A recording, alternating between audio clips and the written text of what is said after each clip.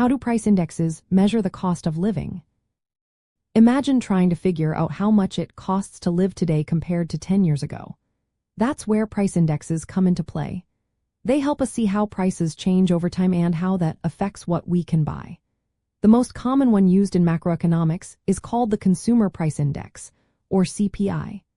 It shows the average change in prices paid by city dwellers for a wide range of goods and services they usually buy. Think of it as a snapshot of what it costs to keep up a certain lifestyle. To create this index, statisticians first decide on a market basket. This basket includes things like food, housing, clothing, transportation, medical care, and education. These categories are chosen because they reflected what most people spend money on. Data collectors then visit stores and service providers across different urban areas to record prices for thousands of specific items. They gather details on everything from a loaf of bread to a monthly rent for an apartment. Next, they assign weights to each item based on how much the average household spends on them. For example, if people spend more money on housing than on entertainment, housing will have a bigger influence on the index. The prices of all these items are combined using these weights to calculate the total cost of the basket at different points in time.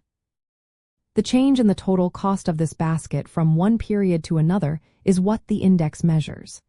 If the index goes up by 3% over a year, it means that, on average, prices have increased by about 3%. This percentage change is what we call inflation, which shows how much more money people need to buy the same set of goods and services. However, price indexes don't perfectly measure the actual cost of living. They mainly track price changes but don't fully account for how consumers might change what they buy when prices change. For example, if a certain brand of cereal becomes more expensive, people might switch to a cheaper brand. This substitution effect is partially included in the index but not completely.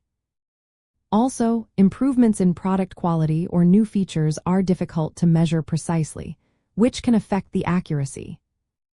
To address some of these issues, statisticians make adjustments for substitution effects and quality changes. Still, some factors like safety, health benefits, or public services are hard to quantify and often left out.